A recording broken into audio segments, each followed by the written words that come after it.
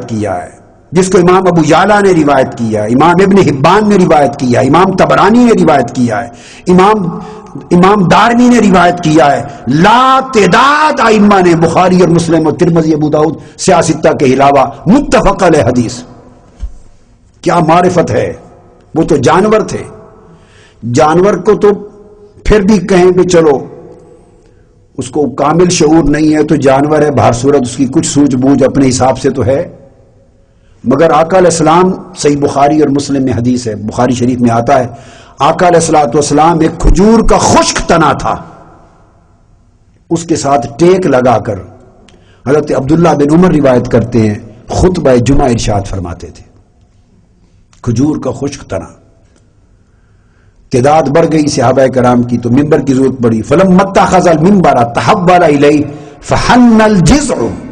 امام بخاری روایت کرتے ہیں آقا علیہ السلام جب ممبر پہ تشریف لے گئے تو حضور کے ہجر و فراق میں وہ جو لکڑی کا ستون تھا، کھجور کا خشک ستون، وہ زور سے چیخ و پکار کر کے گریہ وزاری کرنے لگ گئے.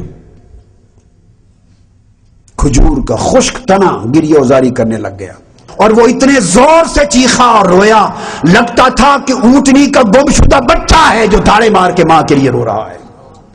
اتنا زار و قطار وہ رویا کہ مسجد میں جو صحابہ تھے اس کی گریہ وزاری اور آہ و بکا سن کر اگر وہ اور روتا رہتا تو قریب تھا کہ ہمارے جگر پھٹ جاتے، صحابہ کے جگر پھٹ جاتے، اتنا رویا. اور انس بن مالک رضی اللہ تعالیٰ عنہ اس کو روایت کرتے ہیں کہ اور جابر بن عبداللہ روایت کرتے ہیں کہ پھر آقا علیہ السلام جب تک وہ روتا رہا اس نے چپ نہیں کیا، حتیٰ کہ آقا علیہ السلام ممبر سے اترے، نیچے اترے، اس کے پاس گئے، اپنے دست مبارک سے اس کو مس کیا، پھیرا، پھر اس کو بچوں کی طرح اپنے سینے سے لگایا، لگا کے بیچا، معانقہ کیا، تو تب جس طرح بچے سسکیاں لے کے چپ کرتے ہیں وہ چپ کر گیا. فلما اتخذ المنبر ذهب الى المنبر فحن الجذع فاتاه فاحتضنه فسكن فقال. پھر آقا علیہ السلام نے سینے سے لگا کے جب وہ سسکیاں لے کے چپ کروا دیا، فرمایا فقال لو لم احتضنه لحن الى يوم القيامه. خدا کی قسم اگر میں سینے سے لگا کے اس کو چپ نہ کراتا تو قیامت کے دن تک اسی طرح بکا کرتا رہتا، چیختا رہتا. جابر بن عبداللہ فرماتے ہیں حتیٰ سامعہ اہل المسجد، پوری مسجد میں اس کے رونے کی آواز پہنچ گئی، اور اگر آقا اسے سینے سے نہ لگاتے تو وہ قیامت تک روتا رہتا.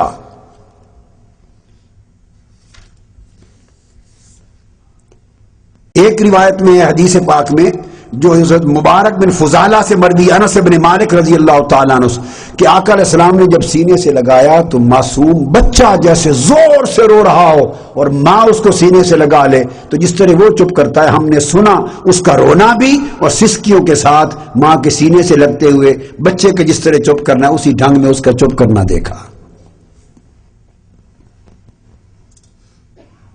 اور جب وہ چپ کروا دیا تو آقا علیہ السلام نے، امام دارمی نے آگے روایت کیا، امام دارمی نے چپ کر گیا تو آقا علیہ السلام نے اس سے پوچھا.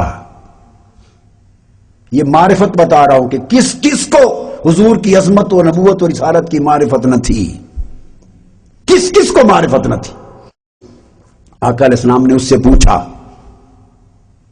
اب رونے والے خشک لکڑی کے تنے سے، کھجور کے تنے سے چپ کر جانے کے بعد پوچھا کہ تو کیا چاہتا ہے؟ اگر تو چاہتا ہے تو تجھے دوبارہ تر و تازہ کر دوں اور تو پھلوں سے لد جائے اسی دنیا میں، اور اگر تو دوسری آپشن دی، فرمایا اگر تو چاہے تو دنیا میں تر و تازہ نہیں کرتا، تجھے جنت میں لگا دوں اور وہاں تجھ پہ پھل لگیں. اور حدیث کے لفظ امام دارمی نے روایت کیا کہ جنت میں اولیاء تیرے پھل کھائیں، اولیاء اللہ تیرے پھل کھائیں. کیا چاہتا ہے دو میں سے کیا چیز؟ عرض کی یا رسول اللہ مجھے جنت میں لگا دیں. تو آقا علیہ السلام نے حکم دیا کہ اس کو ادھر ہی دفن کر دیا جائے میرے ممبر کے نیچے. اب بعض لوگ سوال کرتے ہیں کہ عیسیٰ علیہ السلام نے تو مردے زندہ کیے، اگر سب انبیاء سے آقا کی افضلیت ہے تو انہوں نے تو مردے زندہ کیے، تو آقا علیہ السلام نے کیا کوئی مردہ زندہ کیا؟ امام شافعی نے اس کا جواب دیا. امام شافعی نے، جسے امام جلال الدین سیوطی نے رقم کیا، امام دارمی نے روایت کیا. امام شافعی نے فرمایا کہ عیسیٰ علیہ السلام نے تو انسان جو مردہ ہو گئے ان کو زندہ کیا، تو آقا علیہ السلام نے تو خشک لکڑی کے تنوں کو زندگی عطا کر دی. اور اب میں اس کی تفصیل تھوڑی کرتا ہوں. مردے کو زندہ کرنا اور تنے کو رولانا اور اس کو سینے سے لگا کے چپ کرانا اور اس سے کلام کرنا، کیا فرق ہے؟ انسان کے کان بھی ہیں، سماعت بھی ہے، بصارت بھی ہے، قوت گویائی نطق بھی ہے، انسان سنتا بھی ہے، بولتا بھی ہے، عقل ہے، سمجھتا بھی ہے، اس کا احساس بھی ہے، ساری چیزیں اس کے حواس خمسہ بھی ہیں، اس کی عقل و شعور بھی ہے. مگر جب روح قفس انصری سے پرواز کر جاتی ہے تو سارے قوا اور ساری حصیں اس کی معطل ہو جاتی ہیں. روح جو ان کو فنکشنل کرتی ہے، سننا، دیکھنا، بولنا، سمجھنا، ان تمام صلاحیتوں کو فنکشنل کرتی ہے، روح کے نکل جانے سے یہ تمام چیزیں معطل ہو جاتی. نتیجتاً جب عیسیٰ علیہ السلام نے مردے زندہ کیے تو ان کا مردہ زندہ کرنا احیاء موتا فقط اتنا تھا کہ نکلی ہوئی روح کو قم باذن اللہ کے ذریعے اس جسم میں دوبارہ لوٹا دیا. اس انسان میں قوت گویائی پہلے تھی، عقل و فہم اور شعور بھی تھا، نطق بھی تھی، سماعت بھی تھی، بصارت بھی تھی، احساس بھی تھا، اور اس کے اندر تمام جذبات بھی تھے، سب کچھ تھا.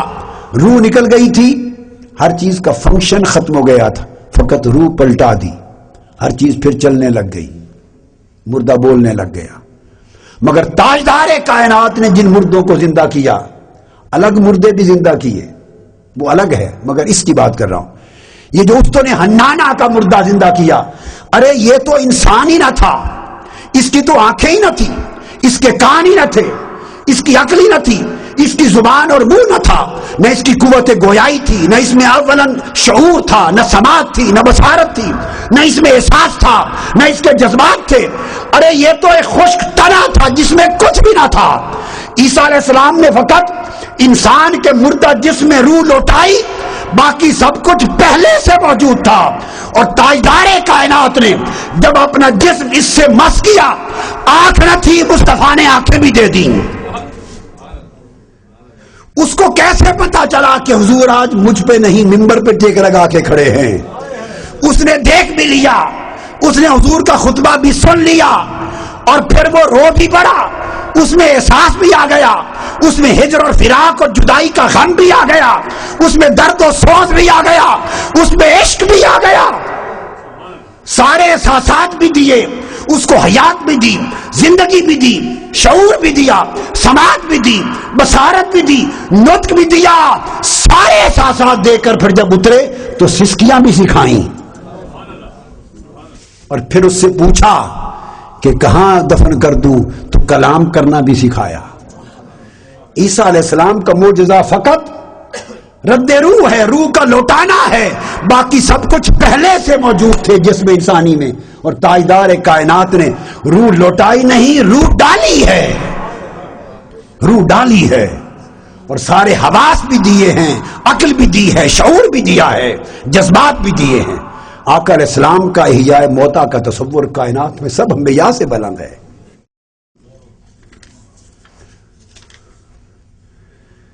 اس طرح درخت پتھر ہیں، ہاتھ میں پتھر، آقا علیہ السلام کے کہنے سے جب کلمہ پڑھتے تو پتھروں کو زندگی دے دی، قوت گویائی دے دی. درخت ہیں. حضرت عبداللہ ابن عباس رضی اللہ تعالیٰ عنہ روایت کرتے ہیں، امام ابن حبان، امام ابو یعلا، امام طبرانی سب نے روایت کیا کہ آقا علیہ السلام کے پاس ایک شخص آیا